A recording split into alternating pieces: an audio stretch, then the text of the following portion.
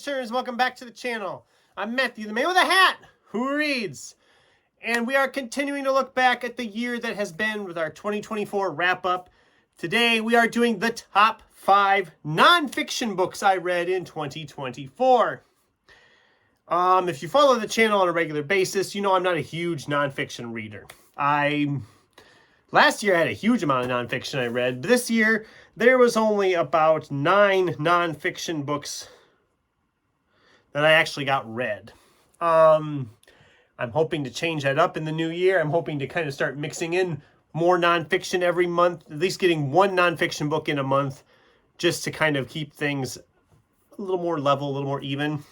So I'm not reading all my nonfiction in November.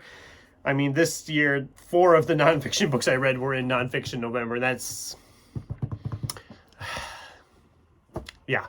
Anyway, so I went through all those nonfiction books and I picked out the top 5 I read this year. Not going to do an honorable mention because I only had one 5-star nonfiction book this year. So the rest were all less than that. So I don't really need to mention anything below that. So we'll just dive right in, I guess, with it here. Starting with number 5, and that's 127 Hours by Aaron Ralston, also known as Between a Rock and a Hard Place, because that's what it was originally published as, but when the movie came out, they changed the title to the title of the movie. I loved this movie when I saw it. I had never read the book, and I finally got around to reading it this year. It's not an easy book to read. I mean, there's a lot of... I mean, he's literally just pinned there. Some of the flashback stuffs were a little drawn out more than I needed it to be. It's just me. The movie is this... I think I did an adaptation discussion about it, or I had planned to. I think I did, didn't I? Well, if I did, I did. If I didn't, I didn't. I don't remember. Anyway... the movie is really is like 90 minutes, barely 90 minutes, and the book, there's a lot they cut to make that movie because there's a lot more flashbacks, a lot more backstory on him and stuff. I still enjoyed it quite a bit. It was a 4-star read. Definitely check it out if you're a fan of like true stories and mountain climbing and all that good stuff. You'll probably enjoy it. At number 4, we have a memoir from Billy D. Williams. This is What Have We Here? I loved this a lot more than I thought I would, because sometimes the memoirs can be kind of, you know what I mean? They can be iffy. They can either be amazing or they can be just like, they feel like the person is bragging about their life. This one didn't feel like that. As a matter of fact, I learned so much more about Billy D than I knew. I mean, I think I'm like a lot of people. We know him as Lando Calrissian. He's Lando. We know him for that. But boy, he's done a lot more. He was just such a groundbreaking actor for some of these African Americans who are trying to get into the Hollywood business. Did a lot of movies that I had never even heard of. One of which I'm still trying to track down a copy of. Just a really fascinating life he has lived, and always so positive about it, because he just essentially says right out, well, what good would it do to be negative about it? It's happened, it's done, I can't change it. And that's, I really enjoyed this. It was really nicely written, and it's a nice memoir. The best memoir, well, not quite the best memoir I read this year, but it was up there. I really enjoyed this when I read it. 4 stars. Definitely recommend it if you're a fan of Star Wars, especially, or just of Billy D. I mean, I know him for Star Wars, but I'm sure other people know him for other things. So, number 3, we have They Shouldn't Have Killed His Dog, the complete uncensored ass-kicking oral history of John Wick, Gun Fu, and the New Age of Action by Edward Gross and Mark A. Altman. It's an oral history, which I have really gotten into enjoying oral histories, especially from these two guys. They did one about Star Wars called Secrets of the Force that I read a few years ago, and that was a 5-star. such a detailed, epic oral history. I absolutely loved it.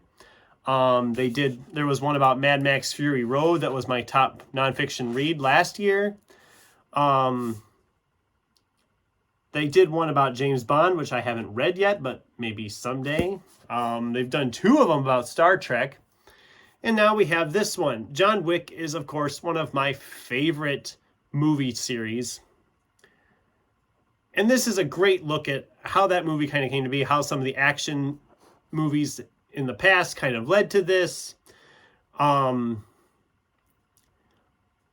did I only give it 4 stars? It almost felt too short. I mean, Secrets of the Force was like a 550-page tome.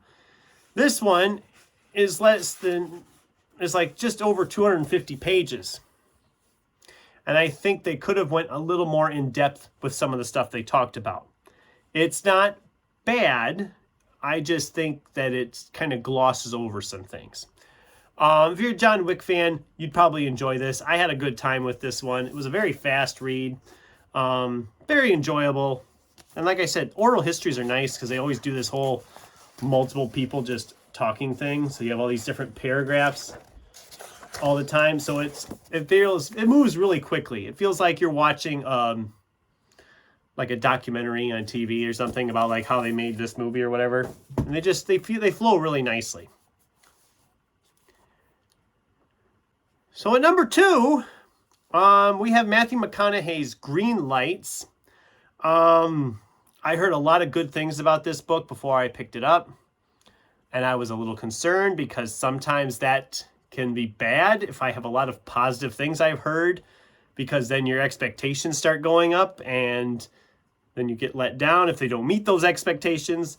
So I'm happy to announce this book did not fail to garner all that attention. It deserves all the attention it gets. This was a fascinating memoir, almost a self-help book type thing about looking in your life for those green lights and knowing you've made it as a person. Fascinating, just absolutely fantastic. McConaughey knocks it out of the park. Great read for anybody, whether you know him from the movies or not. It's just a really good read, and I highly recommend it. It was a 4-star read for me. Best memoir I read this year.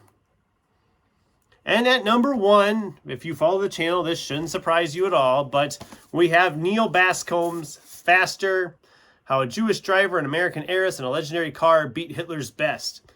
This book was everything I wanted it to be, and then some. I was sitting here thinking, okay, I'm a huge fan of Boys in the Boat. Please let this be as good as that one. Just please let me be entertained for its time in history and stuff. And this was fantastic, as it looks at Formula One racing in Europe, just as World War II was starting to the events leading up to World War II were happening. So you see a lot of that happening and how the racing world was changing almost faster than the cars were driving. It was an absolute interesting read. It was very interesting. I really enjoyed this. The true story aspect of it makes it even better. This is waiting to be a movie, people. We keep making these auto racing movies. This is waiting for you. Pick this up, Hollywood. Come on. Seriously, Hollywood, what's wrong with you guys? You're giving me sequels to every movie under the sun instead of giving us new and original things. And this is like, this writes itself. This is literally a Hollywood story. I can totally see this. Come on, guys. But anyway, ranting aside, that was my top 5 nonfiction reads of 2024. It was a decent year for nonfiction. I need to read more nonfiction in the new year, so that'll be on the agenda to do. And I'd love to hear from you guys. What was your top nonfiction read of the year? I'd love to hear from you in the comments down below on that. And if you're looking for the fiction list, it is coming. Might be another week or so, but I do have my top 10 fiction novels of 2024 coming up here in the next week or so. I think I have my list established. If I don't think about it too much and start swapping them around, we'll have it all set in stone. We'll be good to go. So thanks for watching, and until next time, keep turning pages.